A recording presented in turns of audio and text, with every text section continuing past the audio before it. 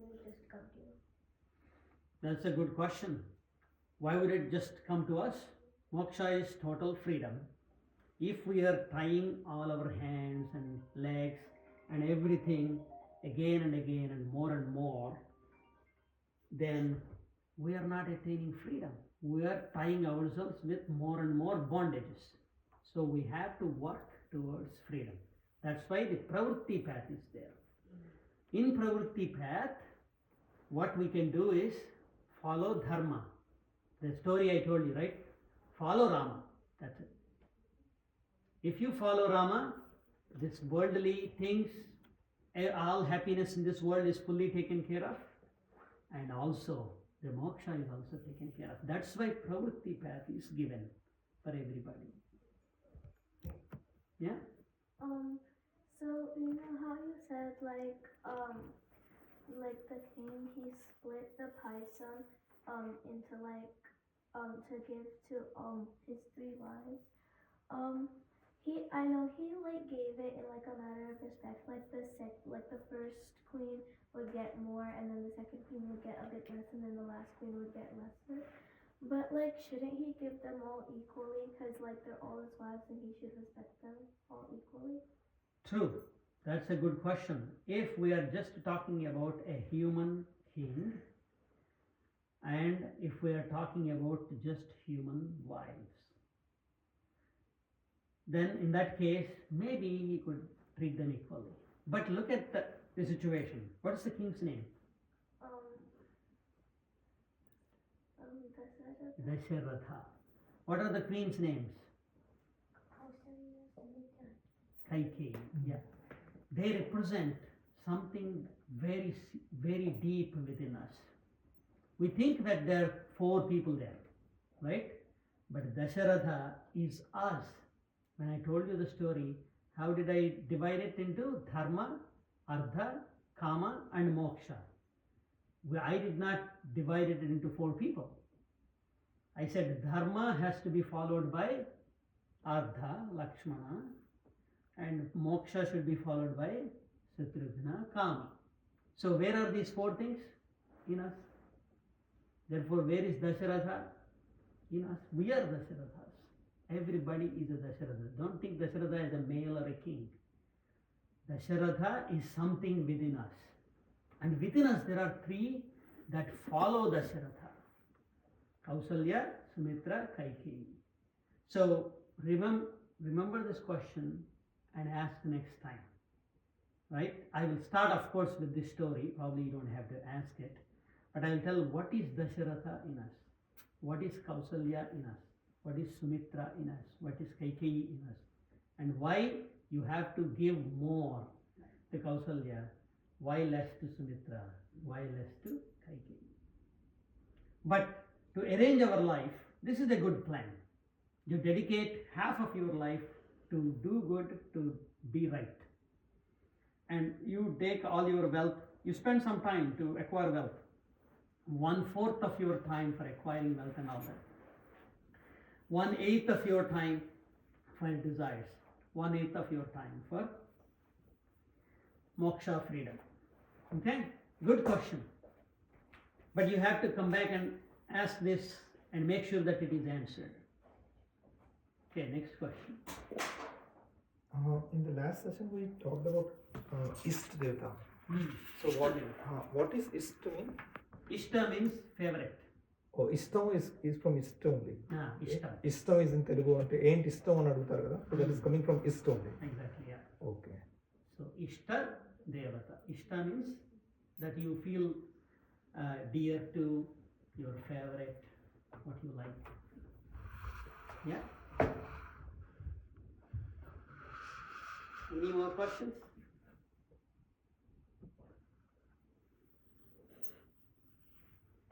So if Sumitra got Louder please. if Sumitra got the payasam, then I mean, how did she get 2 sons?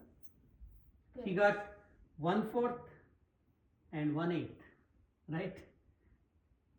So I think it's like the 1/4 follows the 1/2 and the 1/8 follows the other 1/8. Yeah. So 1/4 is Lakshmana, 1/8 is Shatrugna. Yeah. How come Lakshmana is like more than Shatrugna? If 1/4 is Lakshmana and 1/8 is Shatrugna, then how come like Shatrugna is only half of Lakshmana? Because they're twins, so shouldn't they be the same? Yeah, it's a good question. But we are telling Shatrugna represents Kama and Lakshmana represents Artha. So they should not be equal. You can't place the life always, half with Kama and Artha. But in terms of power, in terms of strength also, Lakshmana is more powerful than Shatrugna. I'll tell you a secret. A lot of people don't know.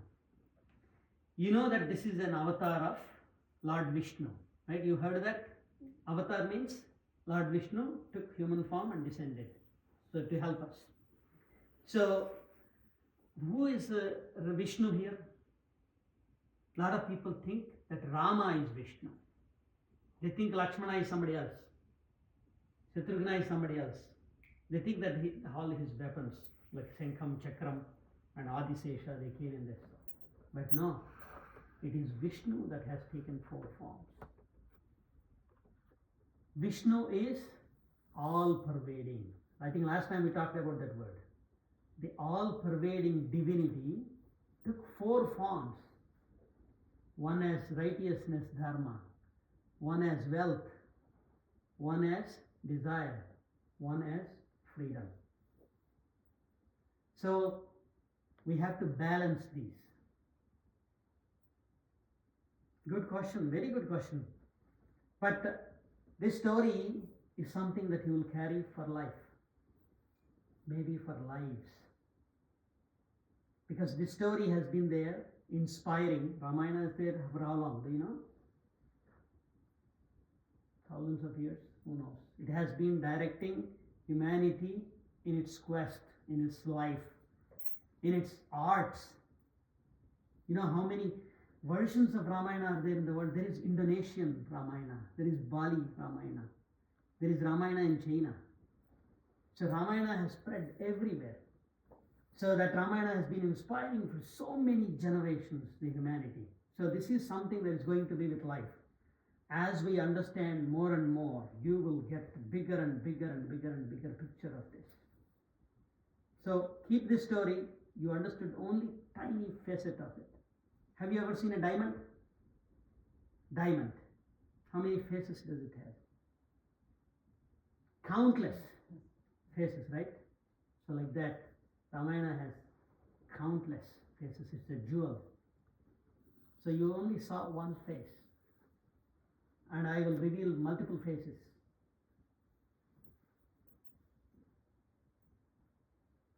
Shall I ask you a question? What is Sampradaya to do? What is Sampradaya doing here? Do you remember Sampradaya? Do you remember what which was Sampradaya is? talked about in the last class? Anybody remember that? No? Were you there? You were not there. You were there. Yeah. Whatever you remember. I think parampara means the passing down of the knowledge Perfect. in the correct way, and the knowledge is practiced. So, I don't quite remember Sampradaya, but it has something to do along the lines of parampara. Passing it on. Yeah. You practice it well, you understand it, you practice it, pass it down to the next generation. That is Sampradaya. Samyak Pradayam. Right? Yeah. So, okay. Any more questions? So, you explained what parampara is. Does anybody remember that question? That meaning of parampara?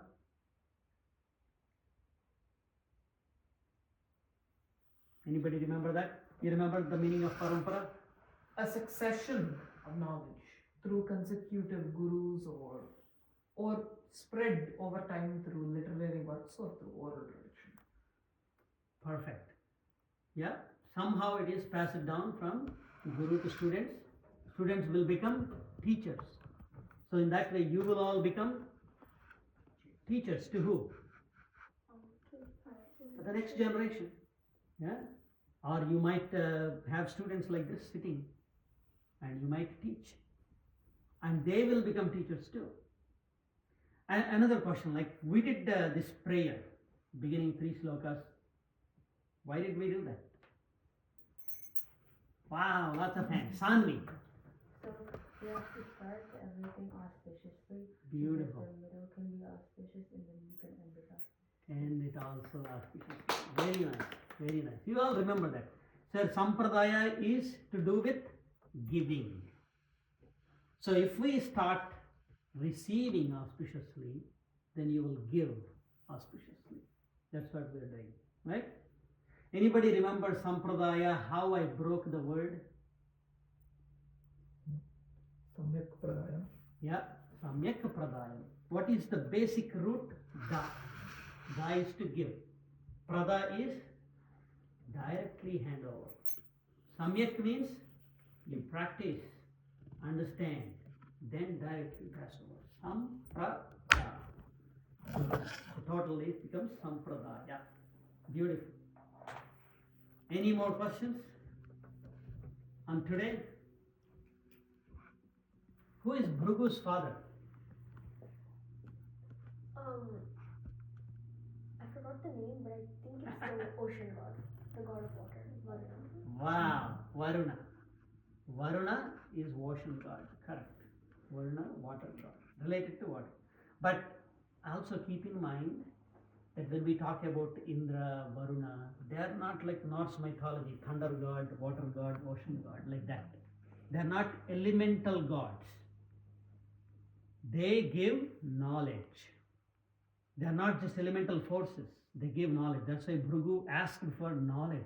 He went to Varuna and asked for Adhi Vo Brahmeti. He asked, please teach me about Brahman. Give me the highest knowledge. That's what he asked. So Varuna is a teacher. We'll talk about these gods later again. There are all these gods. You know, there are all these stories in movies about Indra and all the bad stuff he did. Varuna, bad stuff he did. So we have to understand all those things very carefully. So I'll tell you lots of stories. There are countless stories. Okay? But we want to go one by one because we need to understand in the right way. Okay? Any other questions? Anybody has questions to me or to kids? What is tapasya? Tapa. It means to like contemplate and like Excellent. understand. Excellent. To like Loudly, please. it means to like contemplate and like understand something. Yeah. So what do we need to do for contemplation and understanding? You have to observe seriously, like into things. Observe seriously, yes. Yeah. And what can obstruct our observation? If you are seriously contemplating about something, you feel an urge to go to bathroom or hungry, a desire disturbs you. Oh, I need to go play. Or a checklist that you have in your mind. Oh, I didn't check this. So these are all the disturbances. How do you deal with them?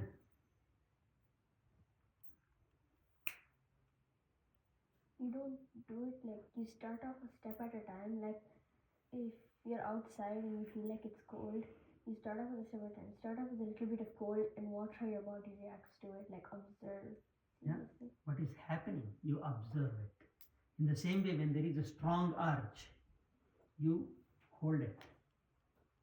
Observe it. This is a very powerful thing, not just for contemplating about the great question, but in daily life also. You are doing a homework. You have a time deadline. You have to finish it. Then there is an urge. You remember, I need to eat. What will you do? Of course, you delay it, right? You delay it until this is done. You are in a classroom. You have to go to bathroom. Of course, American kids just walk out. right? But some serious lesson is going on. What will you do? Like delay it. Make sure you like understand what the teacher's saying. Excellent. That is called delaying gratification. What is that called? Delaying gratification. So when you learn to delay gratification, your power grows exponentially. Your ability to control things grow exponentially. The great masters are most successful people. They know what to give first priority and how to delay gratification. Right? Say, if you want to make a wonderful dish. I don't know who loves cooking here. You love cooking? Wonderful. You want to make the best dish. You started out doing something, whatever it is. Then you took the bread. What do you like to cook? Desserts. Like Dessert? What kind of dessert? cookies, cakes. Okay, cookies. Okay. Yeah. So you want to make a nice cookie, right? You made the cookie dough, and then you can't delay gratification. You start eating this. What happens? You will not be able to. You will not have any cookies. Like you won't be able to like bake the cookies. Yeah. And you won't have any to like So- eat properly. Excellent. So what do you have to do? Delay the urge to eat it before it is cooked. In the same way, some people they embark on certain things that takes decades. You want to become a doctor, let us say. You want to become a good doctor. It's a long process. You have to get into good schools, you have to study well, and then you have to get admission into medical school. Then you have to do residency, and after residency is not enough for all specialities. For example, you are going into cardiac surgery. You have to do fellowship, 6 years fellowship. So there is a lot of delaying gratification. You won't get the job, you won't get the money. You are delaying gratification.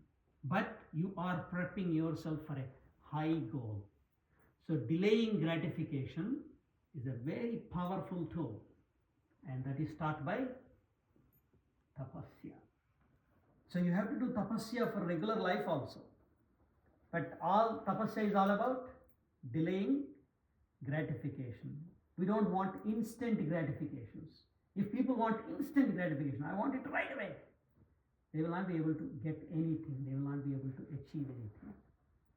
And let alone understanding this great question. Great. Wonderful. Any more questions? Question to the kids. What is Sanatana Dharma? What did you understand so far?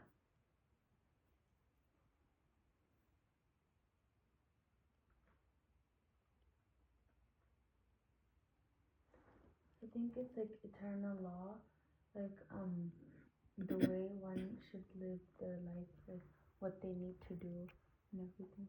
Yeah, wonderful. Let me ask a very general question. So you said eternal law. What happens if we don't follow it? Multiple things. Okay, Krishna. It's not like a law that you have to do one certain thing, you have to live by a rule book by your whole life, and if you don't do it, then you'll be struck by thunder or you'll be sent to hell. It's not like that.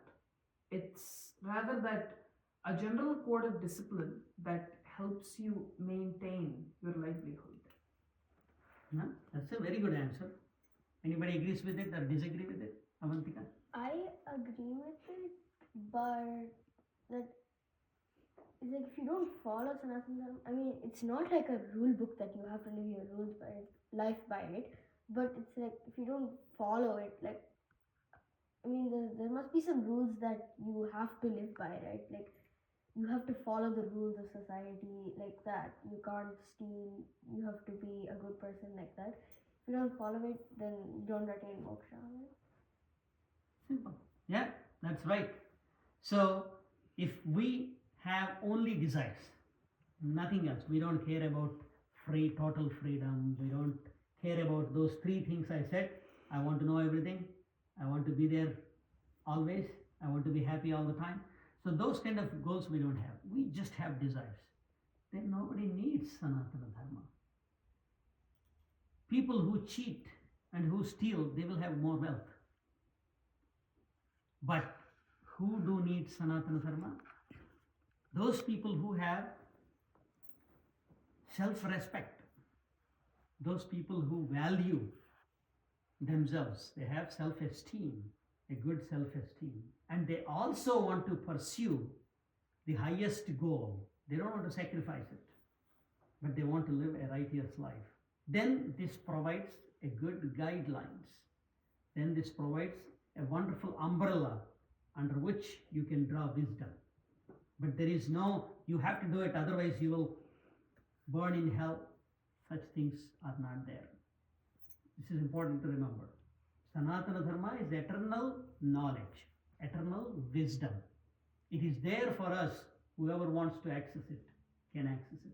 Whoever wants to drink from that eternal fountain, they can drink from it. If they don't want it, fine. Right? As simple as that. Question to the kids again. What are the two facets of Sanatana Dharma? Two ways to acquire, two pathways to acquire Sanatana Dharma. I'm asking only related to the topic discussed today.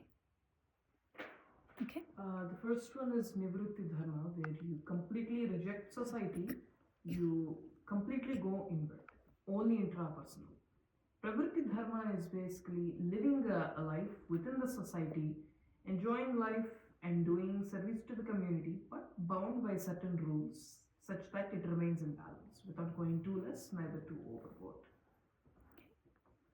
What are the 4 Purusharthas that talk about the Pravritti Dharma? Kama, Dharma, Moksha, and Artha. Excellent. Yeah. Who can tell me in the order? Right order.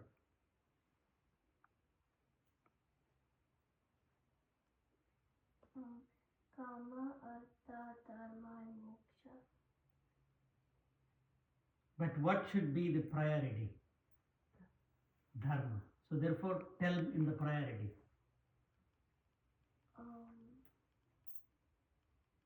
Dharma, Artha, Kama, Moksha. Yeah. Dharma, Artha, Kama, Moksha. These are called Purusharthas. Right? 4 Purusharthas. You know why the Lord Vishnu has 4 hands?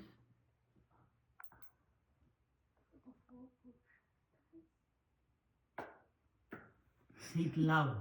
For the 4 Purusharthas. For the 4 Purusharthas, what? Is he going to give 4 Purusharthas with 4 hands? Is that what the symbolism? Yes. I think it means like he's accomplished all of them, or like. He is the giver. He is the giver of all 4 Purusharthas. So with 4 hands, he gives all 4 Purusharthas. Or is he like showing them the 4 Purusharthas? He is telling that he will bless us with all those 4. Yes. Yeah. Excellent. Beautiful. I think you are getting it.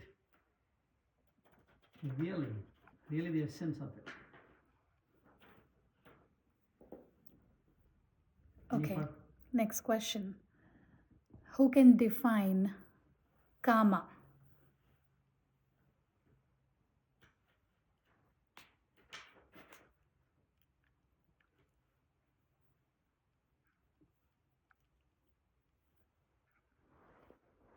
Kama are the desires that we have.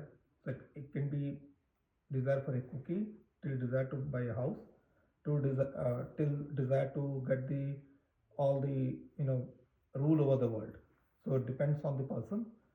Whether if you are a small, your desires are small. As you keep growing bigger and bigger, your desires also go bigger. Thank you. Define Dharma.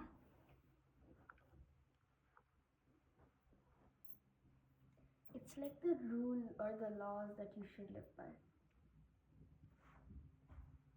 Why should one need rules or laws to live by?